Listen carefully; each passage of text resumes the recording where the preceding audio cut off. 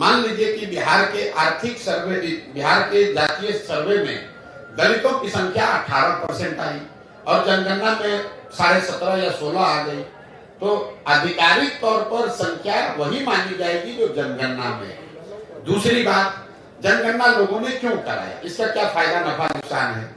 जनगणना होने में कोई दिक्कत नहीं है, क्योंकि समाज के अलग अलग जाति समूह वर्गों की बारे में आपको बेहतर जानकारी मिली, लेकिन सिर्फ जानकारी मिल जाने मात्र से उसकी दशा नहीं सुधरेगी। बिहार में प्रति व्यक्ति आय 35,000 रुपया है, देश में 1,35,000 है। ये जानकारी तो आपको पहले से है, तो क्या इससे बिहार के लोगों की आमदनी बढ़ जाएगी? बिहार में सिर्फ 5% लोग ही कॉलेज तक पहुंच पा रहे हैं, ये जानकारी तो आपके पास है, तो क्या इससे लोगों की शिक्षा की स्थिति सुधर जाएगी?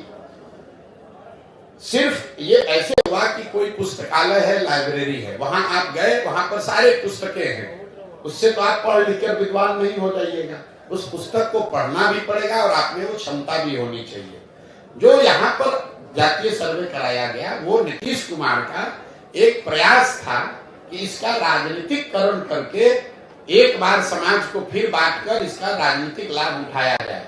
मैं पहले दिन से कह रहा हूं कि इसका कोई राजनीतिक लाभ नहीं मिलेगा, और इसका प्रमाण ये है कि जो नीतीश कुमार जातिगत सर्वे के आधार पर चुनाव लड़ने, प्रधानमंत्री बनने गए थे, वही भागकर जाकर भाजपा में शामिल हो गए। तो अगर जातिगत सर्वे का चुनावी फायदा होता तो नीतीश बाबू भागकर भाजपा में क्यों जाते?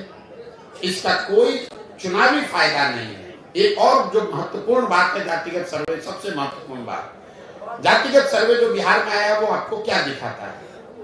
जिन जाति समूहों के वंचित होने, पिछड़ा होने की बात पिछले 40-50 साल में कही जा रही है, उन जातिगत समूहों की आर्थिक, सामाजिक, शैक्षणिक स्थिति में कोई सुधार नहीं हुआ है। ये नीतीश लालू जी ने जमीन पर पड़े हुए कीचड़ को अपने मुंह में लगा लिया।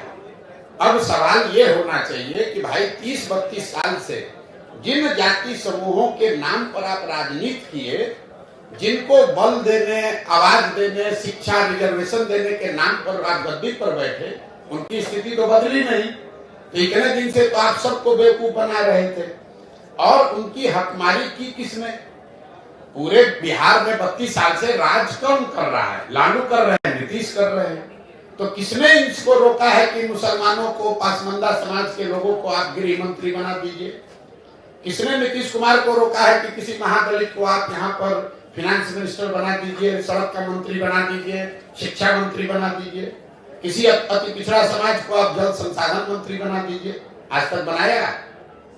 ये लोगों का ये वोट लेते हैं, लेकिन जब सरकार बनती है तो उसमें जितने बड़े विभाग हैं वो तेजस्वी यादव रहेंगे, वो नीतीश कुमार रहेंगे। 18 साल में नीतीश कुमार ने गृह मंत्रालय नहीं छोड़ा, किसी अति पिछड़ा को गृह मंत्रालय दे दो। लालू जी 15 साल 16 साल रहे, किसी मुसलमान को गृह मंत्री नहीं बनाया, किसी मुसलमान को पथ निर्माण मंत्री नहीं बनाया, किसी मुसलमान को शिक्षा मंत्री नहीं बनाया। तो ये तो बेवकूफ बनाकर वोट लेने की बात है। और जातिगत सर्वे के आधार पर इन लोगों ने ये दिखाया, ऊपर वाले ने इनके हाथ से ही करवा दिया कि देखो तुमने इन समाज के लोगों का एक्सप्लॉयटेशन किया, इनको बेवकूफ बनाया, इनके लिए किया कुछ नहीं। इसीलिए आपने देखा कि जातिगत सर्वे के आंकड़े आने के बावजूद समाज में राजनीतिक, सामाजिक कोई प्रतिक्रिया नहीं। बिल्कुल लोग शून्य है उससे, लोगों को मालूम है कि बेवकूफ बनाने का प्रयास कर रहा है। मेरा 2 सवाल है।